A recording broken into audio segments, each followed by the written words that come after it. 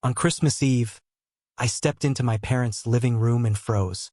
Right there, above the fireplace, was a massive custom-framed family portrait.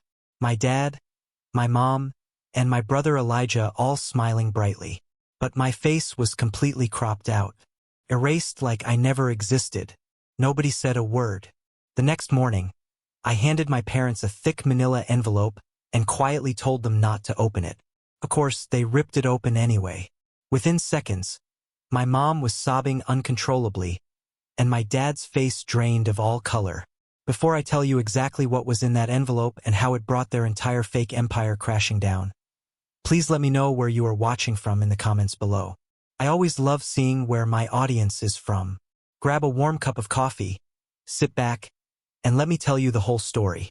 I stood in the entryway of the house I grew up in, stomping the December snow off my boots. The smell of roasted rosemary, garlic, and expensive pine candles filled the air. It was supposed to be the perfect holiday scene. My mother always went out of her way to make our home look like something out of a lifestyle magazine. Every garland was perfectly draped, every light bulb perfectly spaced. I hung my heavy winter coat on the rack, took a deep breath, and walked into the living room. That was when I saw it. Directly above the stone fireplace, taking up almost half the wall, was a massive new photograph. It was glossy, professionally lit, and set in a heavy mahogany frame. My mother was sitting on a velvet chair wearing her signature pearls, her hair perfectly styled. My father stood behind her, wearing that stiff, practiced smile he reserved for country club dinners and golf course selfies. And right next to them, taking up the most space, was my younger brother, Elijah. He was wearing a tailored suit that probably cost more than my first car, flashing a wide, arrogant grin. It was a beautiful picture. The only problem was that I wasn't in it. I didn't just miss picture day. I knew exactly when this photo was taken. It was at my cousin's wedding 4 months ago. I remembered standing right next to Elijah. I remembered my mom telling me to stand up straight. But looking at the frame now, the space where I had stood was seamlessly edited. It wasn't a sloppy crop. It was a meticulous, professional Photoshop job. They had paid someone good money to digitally erase me from our family history. I stood there staring at it. 5 seconds passed. Then 10. A strange ringing noise started in my ears. I expected to feel sad. I expected to feel that familiar, tight ache in my chest that I had carried around since childhood. But I didn't. Instead, a cold, heavy calmness washed over me. "Dinner is almost ready," my mom called out from the kitchen. Her voice was light, breezy, completely normal. I walked into the kitchen. My mom was pulling a tray of roasted vegetables from the oven. My dad was pouring himself a glass of expensive red wine. Elijah was leaning against the marble island, scrolling through his phone. Not a single one of them looked at me with guilt. Not one of them even brought up the giant missing elephant in the living room. They just expected me to ignore it. They expected me to swallow my pride and play the role of the quiet, invisible son, just like I always did. I slid my hand into the inner pocket of my jacket. My fingers brushed against the thick, heavy paper of a manila envelope. I had brought it with me tonight, unsure of exactly when I was going to hand it over. Part of me, the naive, foolish part of me that still desperately wanted a family, had thought about keeping it hidden. I had thought about giving them one last chance to just be normal parents. But seeing that photograph changed everything. They didn't just forget me. They strategically removed me, like I was a bad brand partnership they were trying to scrub from their public image. I kept my hand in my pocket and forced a polite smile. I sat through the agonizing dinner. I listened to my dad brag about his investments. I listened to my mom praise Elijah's glowing skin and his brand new designer watch. I ate my food, drank my water, and watched them perform their perfect little play. The envelope stayed in my pocket all night. I didn't hand it to them then. I wanted them to enjoy their last peaceful night. Because tomorrow morning, when the sun came up and the presents were opened, I was going to drop a bomb that would shatter their reality forever. To understand why I had that envelope, and why I was ready to burn my own family down to the ground, we have to rewind. We have to go back 3 months to a cramped office building downtown, where a single piece of paper from the government finally woke me up from a lifetime of lies. 3 months before that Christmas Eve, my life was actually going pretty well. I was 28 years old, working 50 hours a week as a senior logistics manager. I wasn't rich by any means, but I made a solid salary. I lived modestly, drove a used sedan, and saved every extra dollar I could. I was finally ready to buy my first home. It wasn't going to be a mansion, just a small 2-bedroom condo on the edge of the city. I remember sitting in the fluorescent-lit office of my mortgage broker, a guy named Dave. I had all my paperwork neatly organized in a green folder. 2 years of tax returns, pay stubs, bank statements. I was proud of my financial discipline. I handed the folder to Dave with a confident smile. Dave typed a few things into his computer, clicked his mouse, and waited. A minute later, his brow furrowed. He leaned closer to the monitor, his eyes narrowing. "Matthew," he said slowly, looking over his glasses at me, "is there something you forgot to disclose on your application?" "No," I replied, suddenly feeling a knot form in my stomach. "I included everything. My car is paid off. I have 0 credit card debt, and my student loans are cleared." Dave turned the monitor around so I could see it. "Then you need to explain this. Your credit report is showing a massive red flag. You have an active tax lien from the IRS for unpaid property taxes. And it's not a small amount. We're talking tens of thousands of dollars." I stared at the screen. The words blurred together. "That's impossible," I stammered. "I rent an apartment. I don't own any property. There has to be a mistake. Someone must have stolen my identity." Dave printed out the report and slid it across the desk. "It's attached to your social security number. The property is located in Old Briar. Does that ring a bell?" My heart stopped. Old Briar. That was the affluent neighborhood where my grandfather used to live before he passed away. I left the bank feeling like the ground had vanished beneath my feet. My hands were shaking so badly I could barely unlock my car door.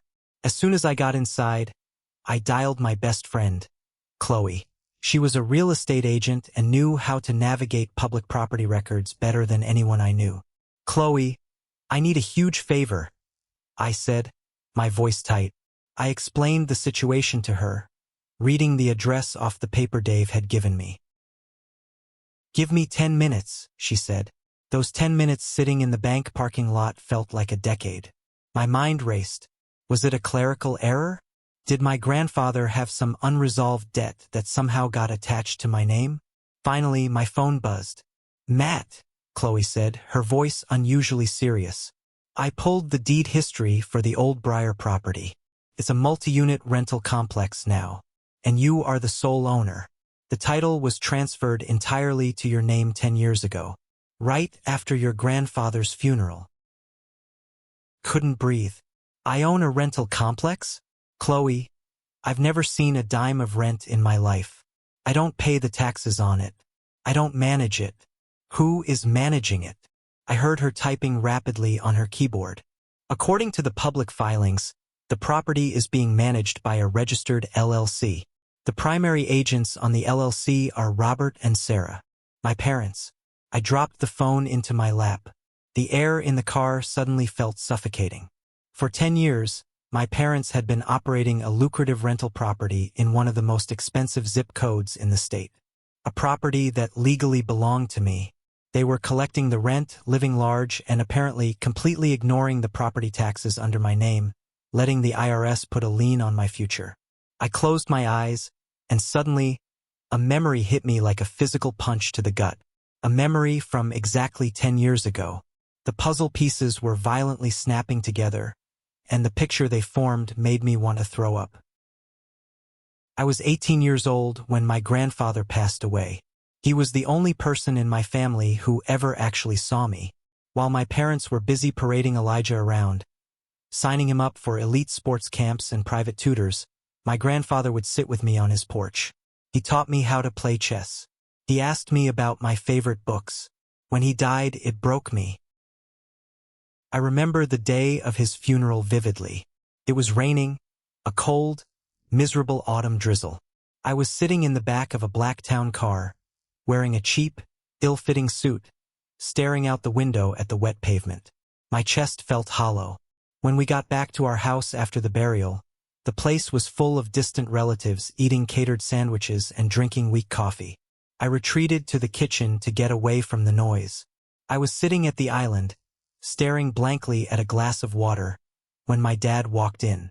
He was followed by my Uncle Dylan, a guy who always wore expensive cologne and thought he was the smartest guy in any room. My dad placed a thick stack of papers on the kitchen counter in front of me. He patted my shoulder, a rare gesture of affection that instantly made me lower my guard. "I know it's a tough day, buddy," my dad said, his voice soft and solemn. "But we have a lot of ugly administrative stuff to handle. Grandpa's estate is a mess. There are a lot of debts, hospital bills, and funeral expenses that need to be cleared." Uncle Dylan handed me a heavy black pen. "Your grandfather left you a little bit of cash to help with your first car, Matt. But the state requires a bunch of legal sign-offs from all immediate family members to process the estate and settle his debts. Your mom and dad have already signed their parts. We just need your signature on these releases so we can get the funeral home paid." I was 18. I was grieving the only person who cared about me. I trusted my father. I trusted my uncle. I didn't read a single word of those documents. I just took the pen and signed my name where the little yellow sticky notes told me to, page after page. Sitting in my car 10 years later, clutching the steering wheel until my knuckles turned white, the truth finally washed over me. Those weren't release forms for hospital bills. I had signed a comprehensive power of attorney. I had signed away my rights to manage my own inheritance.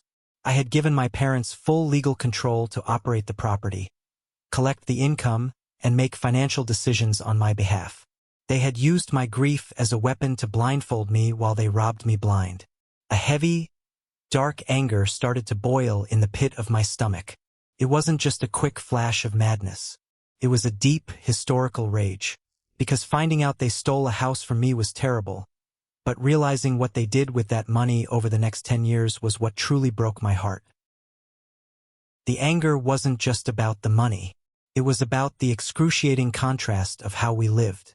It was about the lies they told me straight to my face while they were secretly cashing my checks. 2 months after the funeral, I was sitting at that exact same kitchen island. I had just received my acceptance letter to a top-tier state university. I had worked my fingers to the bone in high school. I studied late into the night, kept my grades flawless, and stayed out of trouble. I needed a little help to cover the gap between my partial scholarship and the tuition costs. I thought we had a college fund. I slid the financial aid forms across the counter to my dad. "Dad, I need you and Mom to co-sign on this loan, and maybe help me with the first semester's room and board. I'll pay you back as soon as I graduate. I promise." My dad didn't even pick up the paper. He just sighed, rubbing his temples like I was giving him a massive headache. "Matthew, you have to be realistic," he said, using his best disappointed parent voice. "Things are incredibly tight right now. The economy is rough. We are drowning in expenses. We don't have a college fund sitting around for you. You're a smart kid, you need to figure this out on your own. Maybe defer a year and work at the hardware store." I felt a lump form in my throat, but I nodded. I didn't argue. I packed my bags, moved out, and crashed on the couch of my buddy, Luke. I took out high-interest private loans. I worked 3 jobs. I flipped burgers until 2 a.m., woke up at 6 a.m. to clean library floors, and went to class in between. I ate instant noodles so often that the smell of them still makes me nauseous today. While I was doing that, my parents were telling me they were broke. But exactly 2 months after my dad told me they had no money, it was Elijah's 18th birthday. I remember coming home for a quick weekend visit to do my laundry because I couldn't afford the laundromat. I walked up the driveway and stopped dead in my tracks. Sitting perfectly parked in front of our garage was a brand new, pristine white Porsche. It had a massive red bow slapped on the hood. My parents were standing on the lawn holding champagne glasses. Elijah was jumping up and down, screaming, hugging my mom, high-fiving my dad. "You guys are the best parents in the entire world," Elijah yelled, dangling the shiny keys in the air. I stood by the trash cans, holding a plastic laundry basket full of cheap, faded t-shirts. My dad caught my eye. He didn't look embarrassed. He just offered a weak shrug and mouthed, "We got a good deal on a lease." A lease, right? Over the next 10 years, while I was agonizing over grocery bills, they were taking trips to Tuscany. While I couldn't afford a plane ticket home for Thanksgiving, my mom was posting photos of her new designer handbags, raving about how blessed she was. Elijah failed out of 2 different colleges, and they happily paid his rent in the city while he tried to launch a useless art collective. They built an entire empire of luxury, privilege, and favoritism, and they built it using the bricks of my stolen inheritance. Sitting in my car outside the bank, wiping a tear of pure rage from my cheek, the sad, lonely kid inside me finally died. I didn't want their love anymore. I didn't want their approval.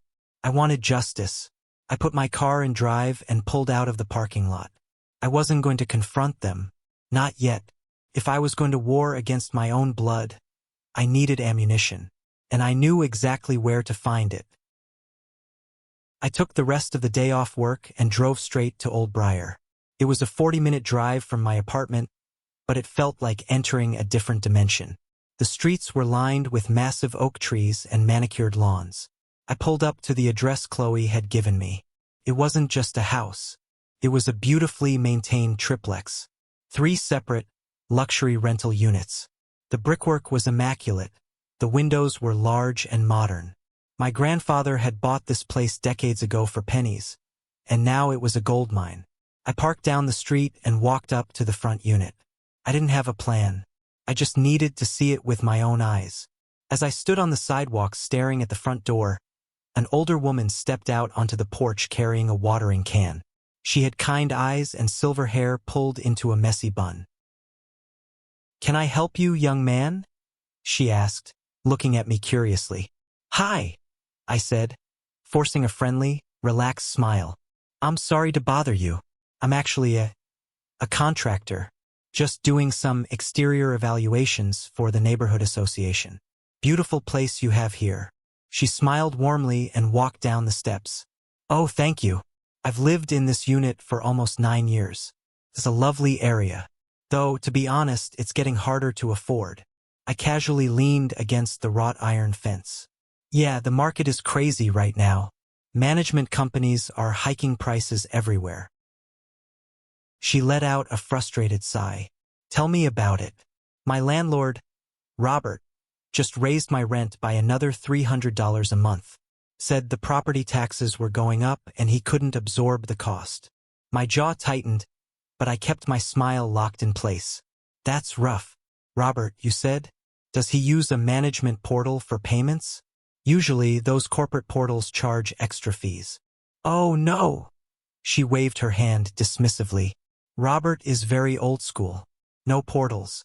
He makes all 3 of us tenants wire the rent directly into his personal checking account on the 1st of every month. Says it cuts out the middleman. Between the 3 units, he must be pulling in a fortune. But getting him to send a plumber takes an act of Congress." I felt a cold rush of adrenaline. He wasn't even using a business account. He was routing the rent directly into his personal pockets to fund his lifestyle, completely bypassing any corporate accounting that might flag the IRS. It was sloppy. It was arrogant. He truly believed he would never get caught because he thought I was too stupid to ever look. "Well, I hope he fixes that plumbing for you soon," I said politely, backing away. "Have a great day, ma'am." "You too, dear," she called out. I walked back to my car, my mind racing. I had a witness. I had proof of the cash flow. But I needed to know exactly how deep the betrayal went in my family. I needed to know who else knew. A few nights later, I met my cousin Wyatt at a loud, dimly lit sports bar downtown. Wyatt was Uncle Dylan's son. Growing up, Wyatt and I were somewhat close. We used to hide in the basement and play video games while the adults argued upstairs during Thanksgiving. If there was anyone in the family I thought I could trust, it was him. We ordered 2 beers. I played it cool for the first hour, talking about sports and his new girlfriend. But after the second round, I decided to test the waters. I leaned in over the sticky wooden table, lowering my voice. "Hey man, can I ask you something weird?" I said, swirling the amber liquid in my glass. "Did your dad ever mention anything about Grandpa's old property? The one in Old Briar?" Wyatt froze. His eyes darted to his beer, and his shoulders tensed. It was a micro-expression, but I caught it. Old Briar? No. I thought they sold that place years ago to pay off Grandpa's medical debt. Why? Just something came up on a background check at work. I lied smoothly. Just weird administrative stuff. Probably nothing. Yeah, definitely nothing, Wyatt said quickly, taking a massive gulp of his beer. He immediately changed the subject back to football. I went home that night feeling uneasy. 2 days later, my phone rang. It was my dad. He rarely called me unless he needed me to fix his computer. I hit accept and put the phone to my ear. "Matthew, my boy," my dad said. His voice was overly cheerful, but there was a sharp, metallic edge underneath it. "How are things? Working hard? Any promotion on the horizon?" "Always working hard," I replied flatly. Good, good. Listen." He paused, and I could hear the sound of him pacing on his hardwood floor. "Wyatt mentioned he saw you the other night. Said you were asking some confused questions about your grandfather's old estate." My blood ran cold. Wyatt had sold me out. He probably called his dad Uncle Dylan the second I left the bar, and Dylan called my father. The entire family network was operating against me. I was just making conversation. "Dad?" I said, keeping my voice utterly devoid of emotion. "Right? Well, listen carefully to me, Matt." His voice dropped, losing all the fake cheerfulness. It became cold, authoritative, and distinctly threatening. "Don't go digging into things you don't understand. The estate was settled legally 10 years ago. Looking into closed files only causes unnecessary headaches for the family. You focus on your little logistics job and leave the complicated financial matters to the adults. Understood." He didn't wait for an answer. He hung up. I pulled the phone away from my ear and stared at the screen. He was scared. He was trying to intimidate me into backing down. But he fundamentally misunderstood who he was dealing with. I wasn't the terrified, grieving 18-year-old kid anymore. I was a man who had built his entire life from scratch with zero help. I didn't cower. I didn't cry. I opened my laptop, typed "aggressive real estate litigation lawyer" into the search bar, and made a phone call that would change my life. His name was Carter. He worked in a sleek, glass-walled office building, wearing a sharp suit and a no-nonsense expression. Carter usually handled messy divorce and custody battles for high-net-worth clients, but Chloe promised me he knew real estate fraud inside and out. He was the kind of guy who didn't smile much, which was exactly what I wanted. I sat across from him in his office, sliding my IRS notice, the property records, and a transcript of the conversation I had with the tenant across his desk. Carter put on his reading glasses and flipped through the documents in silence. For 10 straight minutes, the only sound in the room was the ticking of his wall clock and the rustling of paper. Finally, he took his glasses off and looked at me. "Your parents are incredibly brazen, Matthew," Carter said, his voice a low rumble. "And surprisingly stupid." "Explain it to me," I said, leaning forward. Carter pulled up a document on his computer screen and turned it toward me. "I pulled the original will your grandfather filed with the county. It explicitly states that the Old Briar property is to be left to you, and you alone. No trusts, no executors, full direct transfer upon his death." "But I signed a power of attorney," I argued, feeling a sickening wave of guilt for my past stupidity. "You did," Carter nodded, "and that gave them the legal right to manage the property. But it did not give them the right to misappropriate the income. A power of attorney legally binds the agent, your parents, to act strictly in the best financial interest of the principal you. By funneling the rent into their personal accounts, failing to pay the property taxes in your name, and using the funds for luxury personal expenses, they have committed textbook fiduciary fraud, grand theft, embezzlement. I exhaled a shaky breath. Can I take it back? Carter leaned back in his leather chair, steepling his fingers. Matthew, you don't just take it back. You drop a nuclear bomb on them. I can file an immediate injunction to freeze their access to the property. I can revoke the power of attorney effective immediately. We will redirect all future rent to a secure account in your name. And then, we sue them for every single penny of back rent they stole over the last decade. If they can't pay it, the IRS will seize their personal assets to cover the tax lien they caused. Who helped them do this? I asked. My dad isn't smart enough to set up an LLC to shield liability while hiding behind a POA. Carter tapped a piece of paper. The LLC was registered by a CPA named Dylan. Your uncle, I presume? He structured this whole thing. He's complicit. Everything made sense now. The network of lies, the sudden wealth, the desperate phone call to keep me quiet. Draft the papers, Carter, I said, my voice steady and resolute. Draft the revocation. Draft the eviction warnings for them to stay off the property. Draft the demand letters for the stolen money. I want it all legally binding and ready to serve. Carter finally smiled. It was a sharp, dangerous smile. Consider it done. Where do you want to serve them? I can send a process server to their house. I looked out the window at the bustling city below.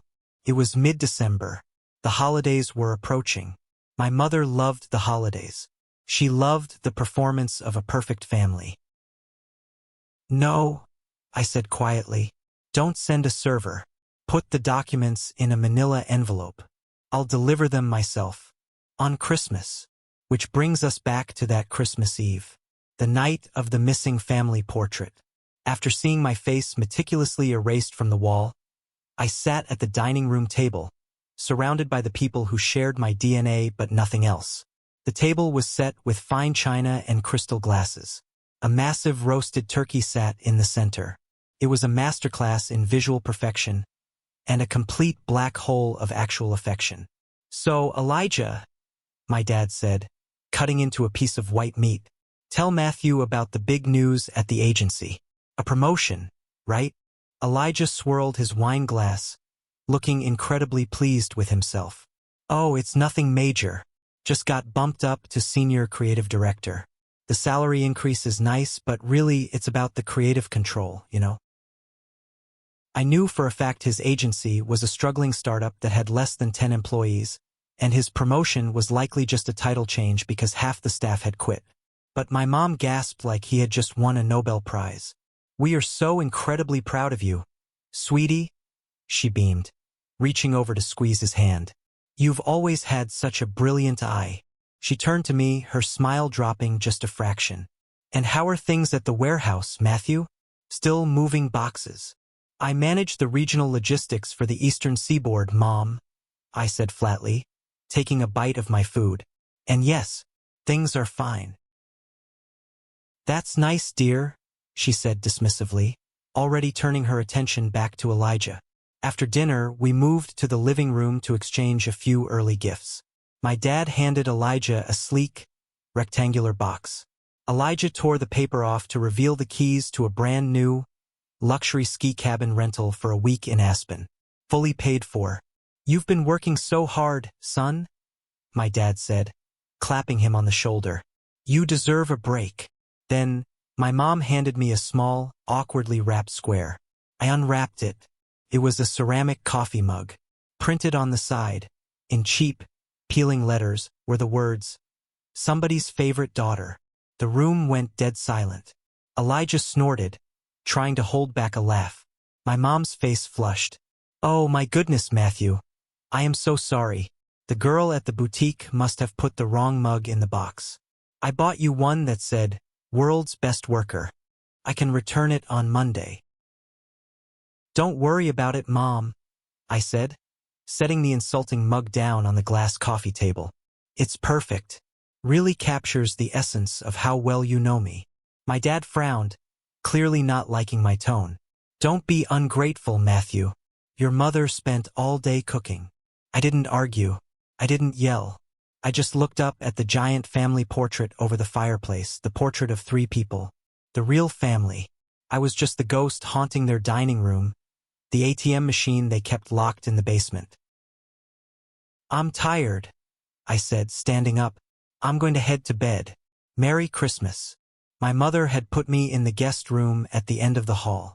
It used to be my bedroom, but they had stripped it of any personality years ago. Now it was just a sterile room with beige walls, a lumpy mattress, and a closet full of my mother's out-of-season coats. I closed the door behind me and locked it. The house was settling. I could hear the faint sound of the television playing a holiday movie downstairs. I could hear Elijah laughing at a joke my dad made. They were happy. They were completely, utterly at peace in their castle built on my stolen foundation. I walked over to my duffel bag and pulled out the manila envelope Carter had given me. Felt heavy. Felt like holding a loaded weapon. I sat on the edge of the squeaky bed, running my fingers over the smooth paper. Inside this envelope were the legal documents that would freeze their bank accounts. Inside were the letters demanding hundreds of thousands of dollars in restitution. Inside was the court order revoking their power of attorney, officially cutting the lifeline of their wealth. For a brief, fleeting second, a wave of doubt washed over me. These were my parents, the people who raised me. If I handed them this envelope tomorrow, there was no going back. It would be a declaration of absolute war. It would shatter our family permanently. But then I thought about the Porsche. I thought about the grueling nights working 3 jobs while my dad told me they were broke. I thought about the tax lien from the IRS that almost destroyed my future. And finally, I thought about the photograph above the fireplace. They had already shattered the family. They had cut me out a long time ago. All I was doing tomorrow was making it official. I placed the envelope gently on the nightstand. I turned off the cheap bedside lamp and lay back in the dark. Outside the window, a heavy snow had started to fall, burying the streets in a cold, silent blanket. I closed my eyes, and for the first time in my entire life under this roof, I slept peacefully, because I knew that when the sun came up, the storm was finally going to break, and I was going to be the one bringing the thunder. Christmas morning arrived with bright sunlight reflecting off the fresh snow outside. I woke up in the cold guest room, my mind completely clear. I did not feel anxious. I did not feel afraid. I got dressed, grabbed the thick manila envelope from the nightstand, and walked downstairs. The living room was a sea of torn, expensive wrapping paper and shiny ribbons. The smell of freshly baked cinnamon rolls wafted from the kitchen, mingling with the scent of the pine tree. My dad was sitting in his leather recliner, sipping black coffee. My mom was kneeling by the tree, wearing matching silk pajamas. Elijah was already busy unboxing his latest haul. He had a stack of designer clothes, a new laptop, and a very expensive espresso machine. "Morning, Matthew," my dad said casually, not looking up from his tablet. "Grab a cinnamon roll. We saved you one." I did not go to the kitchen. I walked straight into the center of the living room. I stood right in front of the marble coffee table. I looked up at the giant family portrait over the fireplace one last time. The 3 of them smiling. My space completely erased. Then I looked down at my actual family. I pulled the envelope from my pocket and dropped it onto the center of the marble table. It made a heavy, definitive smack. Elijah looked up from his new laptop. "What's that? Did you actually buy us a real present this year?" My dad chuckled, setting his tablet down. He leaned forward, expecting to find a gift card to a steakhouse or maybe some concert tickets. "You didn't have to do that, son. We know money is tight for you." I crossed my arms. "Open it." My mom smiled warmly.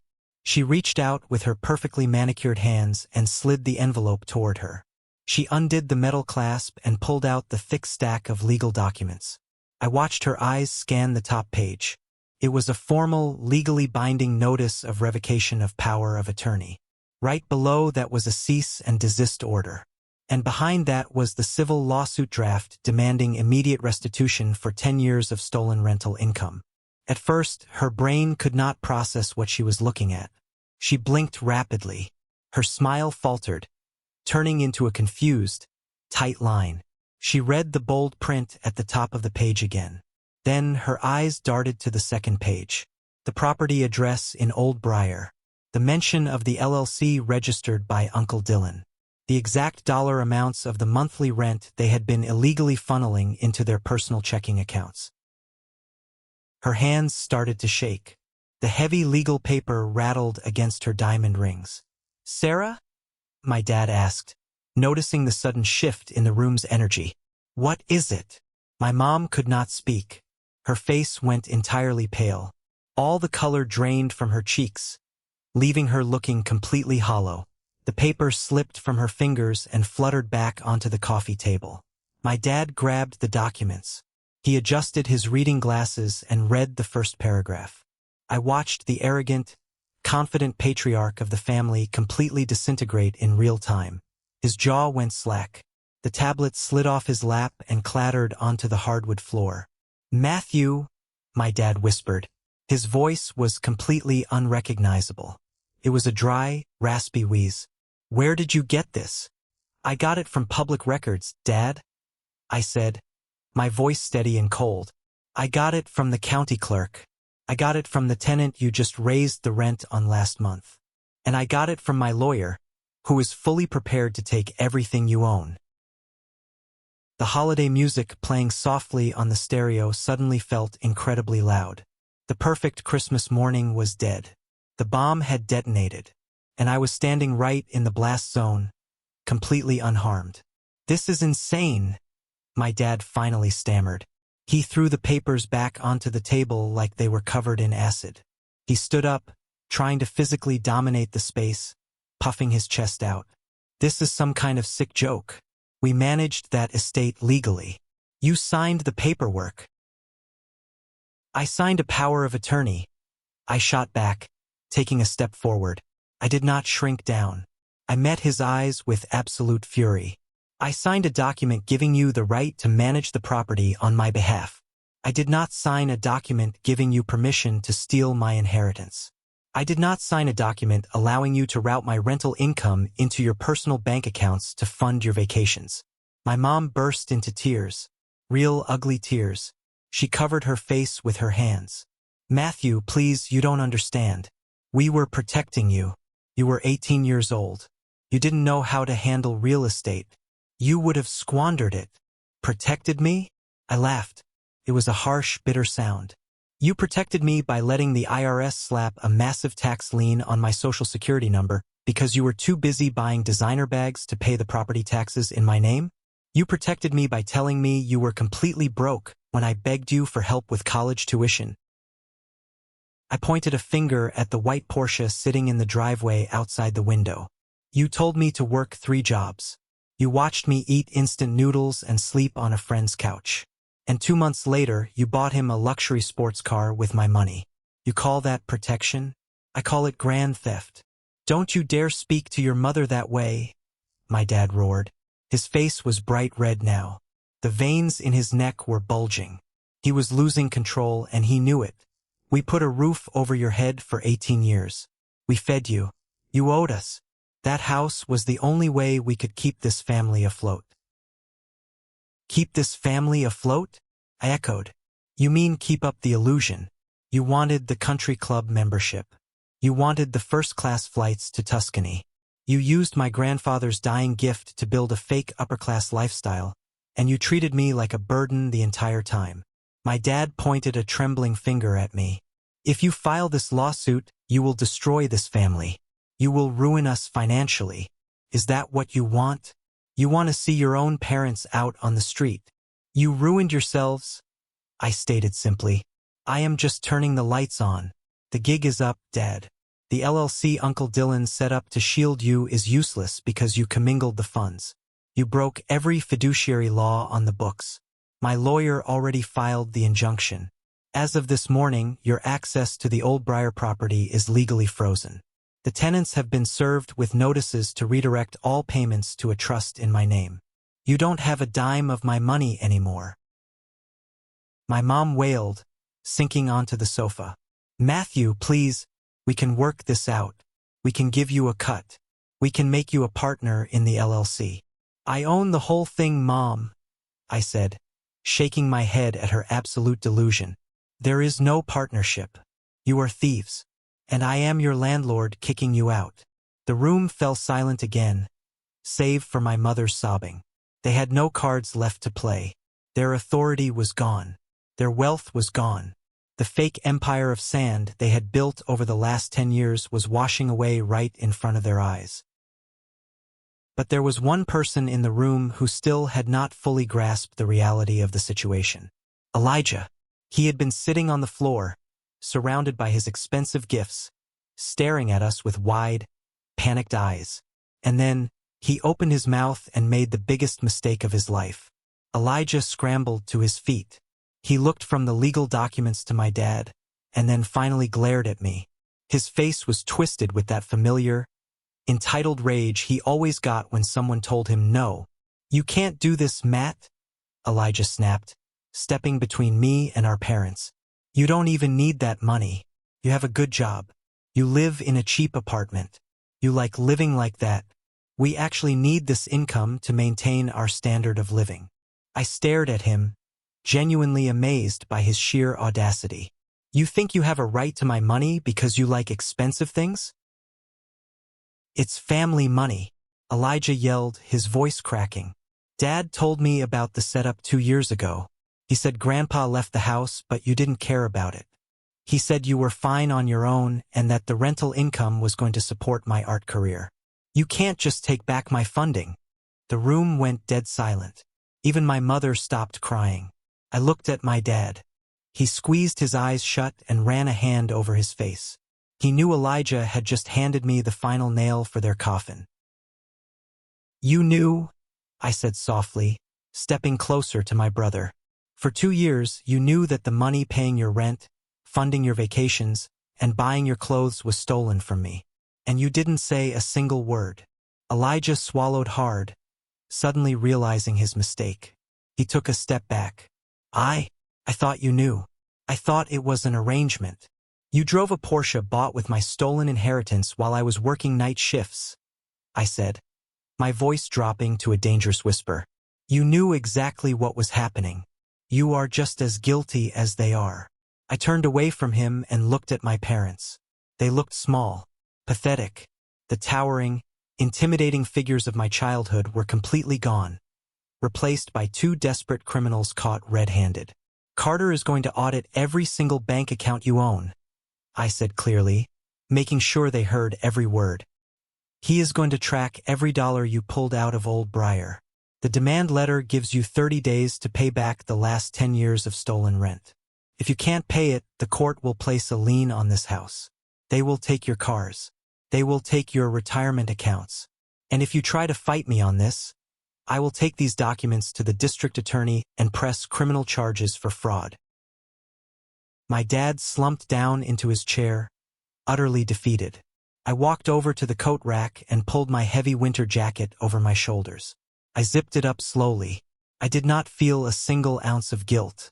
I felt light. I felt like a massive, crushing weight had finally been lifted off my chest. If you ever contact me again without going through my lawyer, I said, putting my hand on the front doorknob, I will call the police. I opened the door. The crisp, freezing winter air hit my face. Felt amazing. I stepped out onto the porch, leaving the door wide open behind me. I walked down the driveway, past Elijah's shiny white Porsche, got into my used sedan, and drove away. I didn't look back in the rearview mirror. Not even once. This is the moment that changes everything. The moment I finally took back control of my life. Thank you so much for your patience and for staying with me until now. You've been amazing. Please give this video a like and comment 1 below to let me know you've made it this far. Not only does this help more people find this story, but it also lets me know that my experiences truly mean something to someone. Your support is my greatest motivation to keep sharing the rest of this journey. The silence in my apartment over the next few weeks was absolute heaven. I didn't have to pretend anymore. I didn't have to rehearse conversations in my head before visiting them. I was free. But my phone, on the other hand, was an absolute war zone. They did not respect my boundary. Criminals rarely do when they are backed into a corner. The barrage of messages started 2 days after Christmas. First, it was my mother. She weaponized her emotions like a seasoned general. Her voicemails would start with a soft, trembling sigh. "Matthew, sweetie. It's Mom. I can't sleep. I haven't eaten in days. My heart is physically breaking. Please, you have to talk to us. We are your family. I carried you for 9 months. You can't just throw us away over money. Money isn't everything. Please call me back." I listened to it once, felt absolutely nothing, and forwarded the audio file directly to Carter's email. When the guilt trips didn't work, the tactics changed. Next came the anger from my dad. His texts were long, frantic paragraphs full of capitalization and spelling errors. "You are destroying this family. You have no idea how the real world works. I kept a roof over your head. You owe me. If you don't call off those lawyers by Friday, I am countersuing for the cost of raising you. You are an ungrateful son." I screenshotted the threats, forwarded to Carter. Then came the panicked, pathetic messages from Elijah. His reality was crumbling the fastest. "Bro, please. The bank sent me a repossession notice for the car. I don't have the cash to make the payment this month. Can you just unlock the account for 1 more week? Just so I can figure things out? We are brothers. Don't do this to me. Delete. Block." The funniest attempt came from Uncle Dylan, the smart guy who orchestrated the whole LLC scam. He tried to call me from his office line, playing the role of the wise, neutral mediator. "Matthew, my boy, let's not get the courts involved. Lawyers just drain everyone's pockets. Let Uncle Dylan sit down with you and your dad, and we can restructure the LLC so you get a fair percentage moving forward. Keep it in the family, right?" I didn't block Dylan. I had Carter send a formal letter directly to his accounting firm, threatening to report him to the state licensing board for aiding and abetting fiduciary fraud. Uncle Dylan never called me again. I maintained absolute, ironclad discipline. I did not respond to a single text. I did not answer a single call. I knew that the moment I engaged, I would give them power. My silence was a fortress they could not breach. They were screaming into a void, and the echo of their own panic was starting to deafen them. They had spent 10 years treating me like I was invisible. Now I was giving them exactly what they always wanted. I disappeared. The financial dominoes did not just fall. They collapsed violently. When you build a lifestyle that requires $10,000 of stolen rental income every single month to stay afloat, cutting that cord is like pulling the plug on a life support machine. They had zero savings. Every dime they stole had been spent on maintaining their upper-class illusion. I didn't have to go looking for information. The gossip in our extended family network was too juicy to contain, and pieces of it constantly drifted back to me through mutual acquaintances. By February, the bank officially seized Elijah's white Porsche. He couldn't make the payments without my grandfather's money. His promotion at the agency turned out to be worthless because the startup folded. Without his luxury car and his endless cash flow to buy drinks for his friends, his social circle abandoned him. He had to break the lease on his overpriced downtown apartment and move back into the basement of my parents' house. The golden child was officially grounded. My parents fared even worse. Carter's audit was ruthless. He proved they had embezzled nearly $1 million over the decade. To settle the civil suit and avoid me pressing criminal charges, my parents had to liquidate everything. They had to sell their massive house, the house with the giant edited family portrait. They downsized to a cramped, 2-bedroom condo on the unfashionable side of town. But even that wasn't enough to cover their debts. My dad, the proud patriarch who used to lecture me about hard work while stealing my checks, had to swallow his massive pride. I heard from a former neighbor that he was making cold calls, begging his old clients for consulting work. Nobody was biting. Word gets around in wealthy circles when you lose your house. My mom had to get a job. For the first time in 30 years, she had to clock in. She got a part-time retail gig at a high-end clothing boutique downtown. The very same boutique where she used to drop thousands of dollars on designer clothes. Now, she was steaming garments and ringing up yoga pants for the women she used to play tennis with. The poetic justice of it all was almost cinematic. They spent their entire lives obsessing over appearances. They sacrificed their own son to maintain a fake image of wealth and success. And in the end, their greed stripped them of the only thing they actually cared about, their status. They were totally exposed. The fake empire was gone, leaving nothing but three bitter, miserable people trapped in a small condo, blaming each other for their ruin. Meanwhile, my life was just beginning. Carter successfully transferred all the management rights back to my name. I paid off the IRS tax lien in full using the first settlement check from my parents' liquidated assets. My credit score rebounded. And for the first time in my life, I truly owned my future. I didn't use the money to buy a sports car. I didn't book a trip to Tuscany. I used the money to finally build a real home. 1 year later, the dust had finally settled. I didn't buy that small condo I had been looking at. Instead, I moved into the vacant top-floor unit of the triplex in Old Briar. My grandfather's house. My house. Moving in was an incredibly emotional experience. The space was beautiful, with high vaulted ceilings and original hardwood floors, but it had been neglected by my parents. They only cared about collecting the rent, never about maintaining the soul of the building. I didn't hire a fancy contracting firm to fix it up. I did it myself. Every weekend after work, I put on old clothes, turned on some music, and got to work. I sanded down the scuffed hardwood floors until my hands were blistered. I patched the holes in the drywall. I painted the living room a warm, inviting shade of blue. Every stroke of the paintbrush felt like therapy. I was literally wiping away the decay they had left behind and pouring my own sweat and love into the foundation. I was reclaiming my history. I also took over the management of the tenants. I knocked on Mrs. Higgins' door on my first official day as the active landlord. She looked nervous when she opened the door, probably expecting another rent hike. I handed her a new lease agreement. "Mrs. Higgins, I know the last management company raised your rent pretty aggressively. I've reviewed the market rates, and I'm dropping your rent by $400 a month, effective immediately. And I scheduled a plumber to come fix your guest bathroom tomorrow morning." She looked at the paper, then looked up at me, tears welling in her kind eyes. "Matthew, you have no idea what this means to me. Thank you."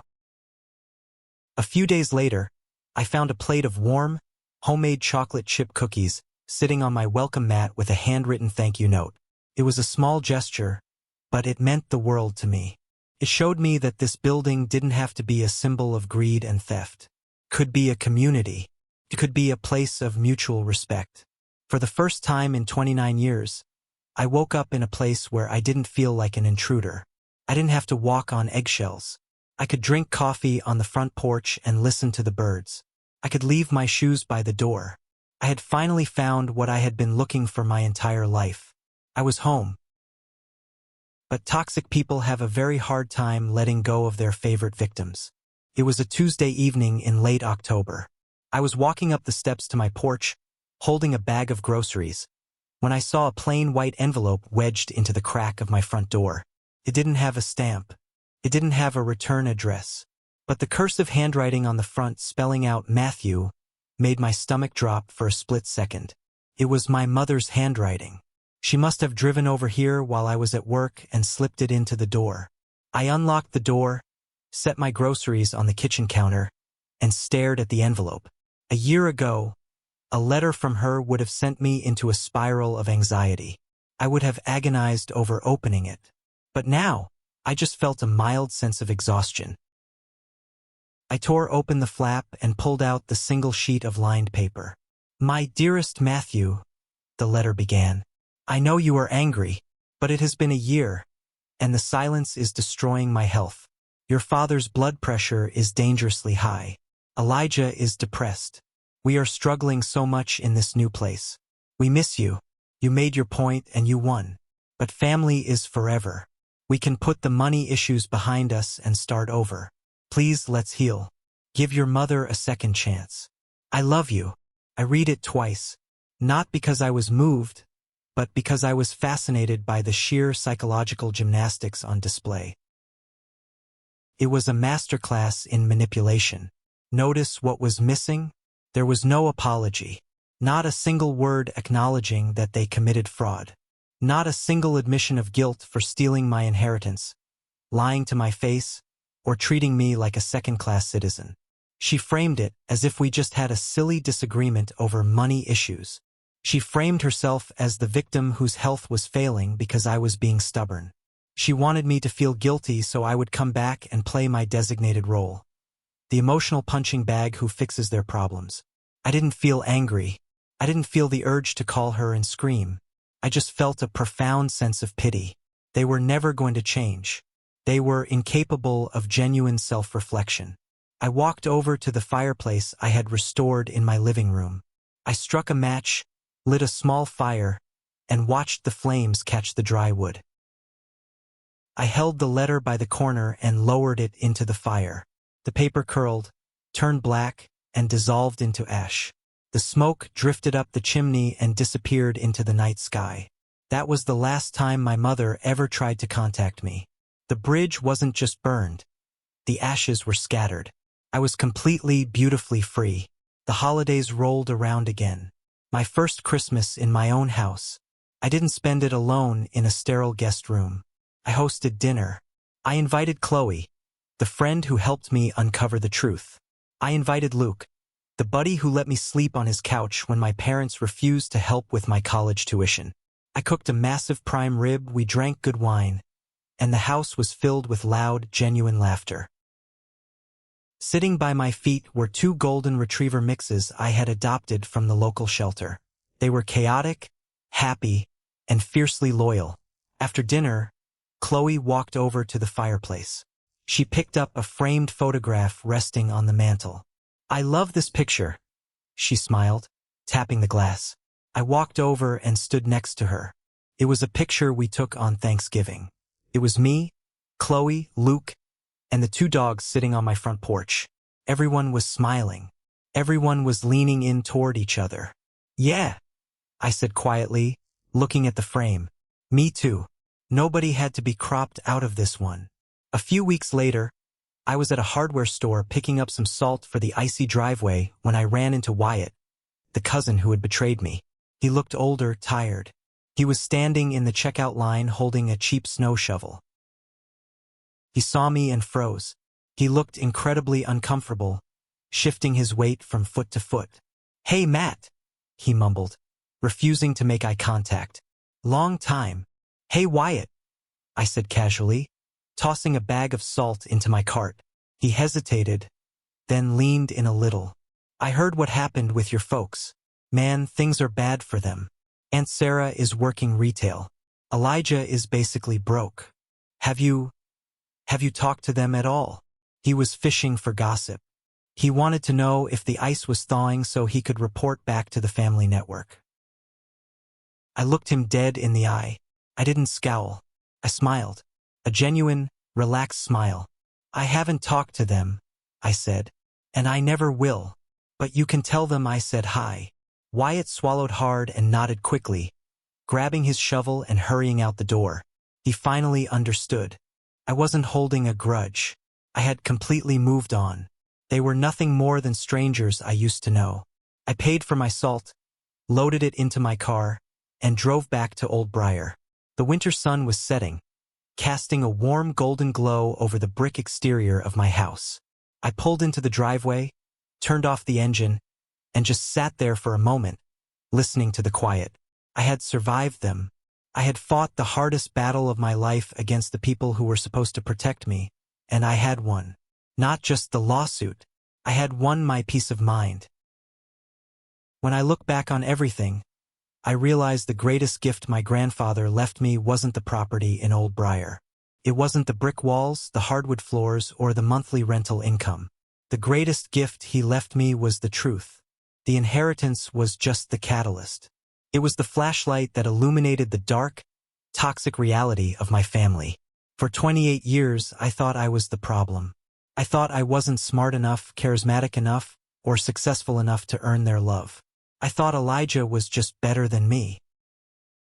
But the money revealed their true character. They didn't love Elijah more. They loved the reflection of themselves they saw in him. And they didn't hate me, they just found me useful. I was a tool to be used and discarded. We are taught from a very young age that blood is thicker than water. We are conditioned to believe that we owe our parents our undying loyalty simply because they gave us life. But respect is a two-way street. Love should not be a transactional arrangement. If someone is actively destroying your mental health, stealing your peace, or manipulating your reality, you are allowed to walk away. It doesn't matter if they share your last name. It doesn't matter if they sat at your dinner table for 20 years. You are allowed to protect yourself. Cutting out toxic family members isn't an act of cruelty. It is the ultimate act of self-preservation. Sometimes, the strongest, bravest thing you can possibly do is pack your bags, walk out the front door, and never look back. Today it's Christmas Eve again. I'm sitting in my living room. The fire is crackling. My dogs are asleep on the rug. The house is quiet, warm, and entirely mine. There are no fake smiles. There are no passive-aggressive comments about my clothes or my job. There is only peace. I built a life I don't need a vacation from, and I surrounded myself with a family I chose. Thank you for sticking around and listening to my story. It wasn't an easy one to tell, but it's one I know I needed to share. I hope this resonated with you in some way. Family dynamics can be incredibly complicated, and sometimes the hardest wounds to heal are the ones inflicted by the people closest to us. Have you ever found yourself in a similar situation? Have you ever had to walk away from someone you loved in order to protect yourself? I read every single comment, and I would love to hear your experiences down below. If you have made it all the way to this exact moment in the video, you are part of an exclusive group. I want you to go down to the comments and type the letter W. W stands for winner. It lets me know that you are part of the 1% club, the amazing people who watch these stories until the very last second. You guys are the reason I keep making these videos. If my story helped you or entertained you, please hit that like button and click follow so we can stay connected. I have a lot more stories to share with you. Until next time, stay strong, protect your peace, and never let anyone erase you from your own life.